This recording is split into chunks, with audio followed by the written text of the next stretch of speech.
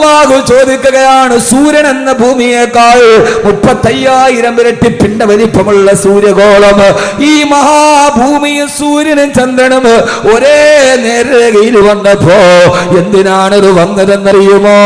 വമാ നുർസിലു ബിൽആയാതി ഇല്ലാ തഖ്വീഫാ. ചന്ദ്രഗ്രഹണ നിസ്കാരം നിർവഹിച്ചത് എന്തിനാ? ഞാൻ എന്റെ വിഷയത്തിലോട്ട് കടന്നു വരട്ടെ. അള്ളാഹു പറയാണ്, എന്തിനാണ് സൂര്യഗ്രഹണം നടന്നത്, എന്തിനാണ് ചന്ദ്രഗ്രഹണം വന്നത്? ഇതെല്ലാം ഒരേ രേഖയിൽ വന്നത് എന്തിനെന്നറിയോ? വമാ നുർസിലു ബിൽആയാതി ഇല്ലാ തഖ്വീഫാ. അതൊക്കെ നിങ്ങളെ ഞാനൊന്ന് ഭയപ്പെടുത്താൻ ചെയ്തതാണ്. ആരാണ് പറയുന്നത്? അല്ലാഹ്. ഇവിടെ നോക്ക് നിങ്ങൾ, അല്ലാഹു പറയാണ്, ഞാനിതൊക്കെ ചെയ്തത് എന്തിനെന്നറിയോ? വമാ നുർസിലു ബിൽആയാതി ഇല്ലാ തഖ്വീഫാ. ഇതൊക്കെ നിങ്ങളെ ഒന്ന് പേടിപ്പിക്കാൻ വേണ്ടി ചെയ്തതാണ്. എത്ര പേരാണ് പേടിച്ചത്? എത്ര പേര് പേടിച്ചു? പറയും നിങ്ങള്. ചന്ദ്രഗ്രഹണ നിസ്കാരമൊക്കെ എല്ലായിടത്തും നടന്നു. ഇവിടെ നിസ്കരിച്ച ഇല്ലേ? പള്ളിയിൽ ചന്ദ്രഗ്രഹണം നിസ്കരിച്ച ഇല്ലയോ? നിസ്കരിച്ചെന്നോ? ഇല്ലെന്നാ? നിസ്കരിച്ചു. എന്തിനാ നിസ്കരിച്ചേ? എന്തിനാ നിസ്കരിച്ചേ? ആ നിസ്കാരം മാത്രമല്ല, ഇത് അല്ലാഹുവിന്റെ ഖുർആനാണ്. കബീർ ബാക്കവി പറയുന്നത് ഖുർആനാണ്. സൂറത്തുൽ ഇസ്രായിൽ അല്ലാഹു പറയാ, വമാ നുർസിലു ബിൽആയാതി ഇല്ലാ തഖ്വീഫാ. ഇത് നിങ്ങളെ ഞാനൊന്ന് ഭയപ്പെടുത്താൻ ചെയ്തതാണ്. ഇനിയെങ്കിലും നിങ്ങൾ എന്നിലേക്ക് തിരിച്ചു വാ. ഹറാമുകളോട് വിട പറയ്, മദ്യപാനത്തോട് വിട പറയ്, പലിശയോട് വിട പറയ്, അല്ലാഹുവിലേക്ക് നിങ്ങൾ അടുത്തുവാ. വാപ്പ മക്കളോട് പറയാറില്ല, മക്കളെ പേടിപ്പിക്കാൻ വേണ്ടി പോലീസ് വരുന്നുണ്ട് മോനെ, ഭൂതം വരുന്നുണ്ട് മോനെ. എന്തിനാണ്? അവനോട് ഇഷ്ടമില്ലാഞ്ഞിട്ടല്ല, ഏറെ ഇഷ്ടമുള്ള അവൻ തന്നിലേക്ക് തിരിച്ചു വരാൻ ഒരു വാപ്പ കുഞ്ഞിനോട് പറയുന്നത് പോലെ അല്ലാഹു പറയാ, വമാ നുർസിലു ബിൽആയാതി ഇല്ലാ തഖ്വീഫാ. ഇതൊക്കെ അല്ലാഹു നിങ്ങളെ പേടിപ്പിക്കാൻ നൽകുന്നതാണ്. സഹോദരങ്ങളെ പേടിക്കണം. ഇതെങ്ങാനും ഒരേ ദിശയിൽ വന്നൊന്ന് കൂട്ടിമുട്ടിയാൽ അത് ലോകാവസാനത്തിലേക്ക് നടന്നു പോവുകയാണ്. അതുകൊണ്ട് ഈ ഗോളങ്ങൾ ഒരേ പാളത്തിൽ വരുമ്പോ അല്ലാഹനെ നിങ്ങൾ പേടിക്കണേ, അല്ലാഹുവിനെ നിങ്ങൾ സൂക്ഷിക്കണേ.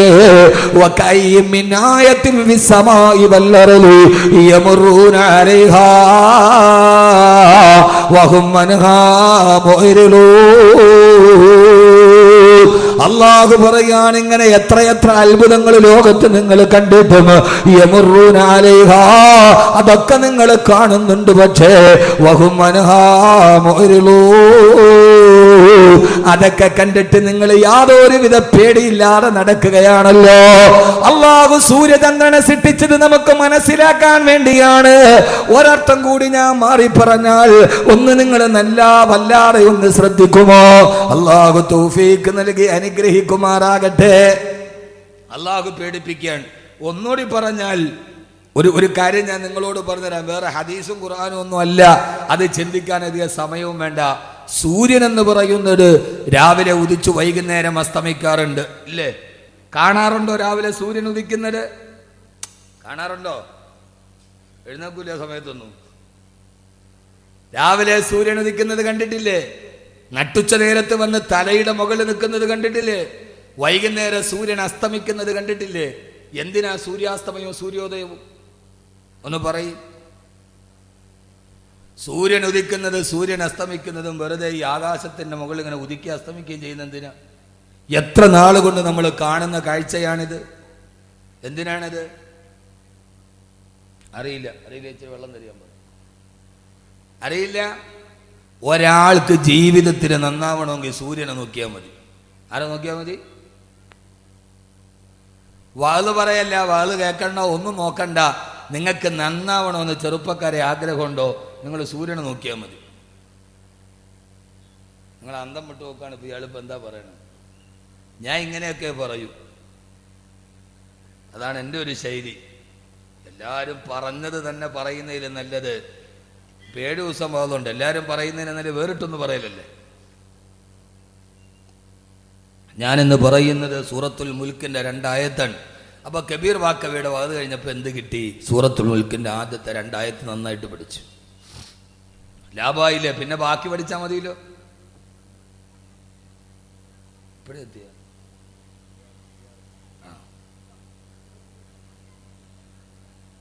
അള്ളാഹുവിന്റെ ഖുർആൻ പറയുകയാണ്, അള്ളാഹു സൂര്യന് നൽകിയതെന്തിനാണ്? അള്ളാഹു ചന്ദ്രന് നൽകിയതെന്തിനാണ്? സഹോദരങ്ങളെ, സഹോദരിമാരെ, ഇന്ന ഫീ ദാലിക ലആയാതിൻ ലിഉലിൽ അൽബാബ്, ഇതിൽ ചിന്തിക്കുന്നവർക്ക് ദിട്ടാന്തമുണ്ട്. എന്തിനാണ് അള്ളാഹു സൂര്യന് നൽകിയതെന്നറിയോ? രാവിലെ സൂര്യോദയം നടക്കുമ്പോൾ അത് നമ്മുടെ സൂര്യോദയത്തിന് നമ്മുടെ ജീവിതവുമായി ബന്ധമുണ്ട്. രാവിലെ സൂര്യൻ ഉദിക്കുകയാണ്. കിഴക്കിന്റെ ചക്രവാളത്തിൽ ഇരുട്ടിനെ കീറി മുറിച്ചുകൊണ്ട് ഇരുട്ടിൽ നിന്ന് സൂര്യൻ മെല്ലെ മെല്ലെ ഉയർന്നു വരികയാ. പൊന്നുമോനെ, അത് നിന്റെ ജനനമാണ്. ഇരുട്ടിന്റെ ഉള്ളിൽ നിന്ന് മെല്ലെ മെല്ലെ സൂര്യൻ വെളിയിലേക്ക് വരുമ്പോ ഉമ്മാന്റെ ഗർഭാശയം എന്ന ഇരുട്ടിൽ നിന്ന് മെല്ലെ ഭൂമിയുടെ വെളിച്ചത്തിലേക്ക് നീ കടന്നു വരികയാണ്. സൂര്യോദയം നിന്റെ ജനനമാണ്, നിന്റെ പ്രസവമാണ്. പിന്നെ ആ സൂര്യൻ മെല്ലെ മെല്ലെ മുകളിലേക്ക് ഉയരുന്നു. അത് വെറുതെ വെറുതെ മെല്ലെ പടിഞ്ഞാറോട്ട് സഞ്ചരിക്കുകയാണ്. വെറുതെ സൂര്യൻ ഇങ്ങനെ വെളിച്ചം കൂടി കൂടി വരുന്നു. അതുപോലെ നിന്റെ ബാല്യവും നിന്റെ കൗമാരവുമാണ്. മെല്ലെ മെല്ലെ വെളിച്ചം കൂടി കൂടി, കാലിന് ബലം കൂടി, കയ്യിന് ബലം കൂടി, മുഖത്ത് മീശ സ്ഥാനം പിടിച്ച് മെല്ലെ മെല്ലെ അത് നിന്റെ ബാല്യവും കൗമാരവുമാണ്. അവസാനം സഞ്ചരിച്ച് സഞ്ചരിച്ച് സൂര്യനിതാ നടുത്തലയുടെ നെടും തലയുടെ മുകളിൽ നട്ടുച്ച നേരത്ത് കത്തിച്ചൊലിച്ചു നിൽക്കുകയാണ്. ആർക്കും അടുക്കാൻ പോലും കഴിയാത്ത സൂര്യന്റെ ചൂടോട് സൂര്യൻ ഇങ്ങനെ കത്തിച്ചൊലിച്ചു നിൽക്കുകയാണ്. പൊന്നുമോനെ, അത് നിന്റെ യൗവനമാണ്.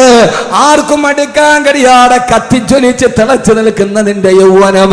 തട്ടുച്ച നേരത്ത് സൂര്യൻ കുതിച്ചു നിൽക്കുന്നത് അത് നിന്റെ യൗവനത്തെ ഓർമ്മപ്പെടുത്തുകയാണ്. ആർക്കും അടുക്കാൻ കഴിയാത്ത യൗവനം, ഒരാളുടെ ഉപദേശം സ്വീകരിക്കാത്ത യൗവനം, ആരുടെ അടുക്കലേക്ക് നന്മകൾ സ്വീകരിക്കാത്ത യൗവനം, ആ യൗവനമാണ് നിന്നെ നട്ടുച്ച നേരത്ത് നിൽക്കുന്ന സൂര്യന്. ഏ ചെറുപ്പക്കാരാ, ആ യൗവനം കഴിഞ്ഞാൽ പിന്നെ സൂര്യൻ അങ്ങോട്ട് പടിഞ്ഞാറോട്ട് സഞ്ചരിക്കലായി. മെല്ലെ മെല്ലെ സൂര്യന്റെ പ്രകാശത്തിന് കുറവ് വരികയാണ്. സൂര്യൻ മെല്ലെ ക്ഷയിക്കുകയാണ്. അത് നിന്റെ മധ്യവാർദ്ധക്യത്തിലേക്കുള്ള യാത്രയാണ്. നിന്റെ തലമുടി നരക്കുന്നു, നിന്റെ കൈകാലുകൾക്ക് ശക്തി കുറയുന്നു, നിന്റെ കൈകാലുകൾ ബലഹീനമാവുന്നു. അത് നിന്റെ മധ്യവാർദ്ധക്യത്തിലേക്കുള്ള യാത്രയാണ്. ബഹുമാനപ്പെട്ട പാണക്കാട് സയ്യിദ് ബഷീർ അലി ശിഹാബ് തങ്ങൾ മഹനീയമായ വ്യക്തിത്വത്തിലേക്ക് മഹാനവറുകളുടെ ആത്മീയ സാന്നിധ്യം നടന്നു വരികയാണ്. സഹോദരങ്ങളെ, സഹോദരിമാരെ, കത്തിച്ചൊലിച്ചു നിൽക്കുന്ന ഈ സൂര്യൻ അത് നിന്റെ യൗവനത്തെയാണ് പ്രസരിപ്പിക്കുന്നത്. ആ സൂര്യൻ മെല്ലെ മെല്ലെ പടിഞ്ഞാറോട്ട് സഞ്ചരിച്ചു. സൂര്യന്റെ പ്രകാശം കുറഞ്ഞു കുറഞ്ഞു വരുന്നു. നിന്റെ തലമുടി നരക്കാൻ തുടങ്ങുന്നു, നിന്റെ കാല് തളരാൻ തുടങ്ങുന്നു, നിന്റെ ശരീരത്തിന്റെ ശക്തി ക്ഷയിക്കുന്നു. നീ വാർദ്ധക്യത്തിലേക്ക് നടന്നു പോകുന്നു. അവസാനം നിന്നെ മധ്യവാക്യത്തിലെത്തുമ്പോ വൈകുന്നേരമാകുമ്പോ സൂര്യന്റെ പ്രഭ അസ്മിക്കാൻ പോവുകയാണ്. നിന്റെ 50 വയസ്സ് കഴിഞ്ഞു. അവസാനം പടിഞ്ഞാറൻ ചക്രവാളത്തിലേക്ക് സൂര്യൻ ഇങ്ങനെ മെല്ലെ മെല്ലെ താടുമ്പോ നിന്റെ സക്കറാത്തിന്റെ വേദനയിൽ നീ പെടയുകയാണ്.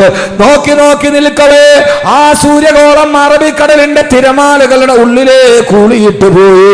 ഇനി സൂര്യനെ കാണുന്നില്ലല്ലോ. നീയുമതാ മണ്ണിന്റെ അടിയിലേക്ക് നടന്നുപോയി. നിന്നെ മേലാരോ മണ്ണിട്ട് മൂടി. ഇനി നിന്നെ കാണാൻ കഴിയുന്നില്ലല്ലോ. സൂര്യാസ്തമനം നിന്റെ മരണമാണ്, സൂര്യോദയം നിന്റെ ജനനമാണ്. മധ്യാഹ്ന നേരത്ത് കത്തിച്ചൊലിക്കുന്ന സൂര്യൻ നിന്റെ യൗവനമാണ്. ഇങ്ങനെ ജനനത്തിൽ തുടങ്ങി മരണത്തിലേക്ക് നടന്നു പോകുന്ന ഏറ്റവും ചെറിയ ഒരു ജീവിതമാണ് അല്ലാഹു നൽകിയത്. അതുകൊണ്ടാണ് അല്ലാഹു സുബ്ഹാനഹു വ തആല സൂറത്തുൽ മുൽക്കിന്റെ 2-ാമത്തെ ആയത്ത് പറഞ്ഞത്, അല്ലദീ, അല്ലാഹു ആരെന്നറിയുമോ? അല്ലദീ ഖലഖൽ മൗത വൽ ഹയാ ലിയബ്ലുവകും അയ്യുകും അഹ്സനു അമലാ.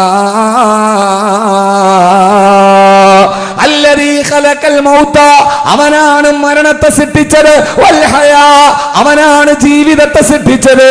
യഥാർത്ഥത്തിൽ സഹോദരങ്ങളെ, ഞാൻ ഇന്ന് പറയാൻ പോകുന്ന വിഷയത്തിന്റെ മർമ്മപ്രധാനമായ ഭാഗം അല്ലാഹു സുബ്ഹാനഹു വ തആല ജീവിതത്തെക്കുറിച്ച് പറഞ്ഞപ്പോ ഈ ഭൂമിയിലെ ജീവിതത്തെ ഖുർആൻ ഒരു ജീവിതമായി പരിഗണിച്ചിട്ടില്ല.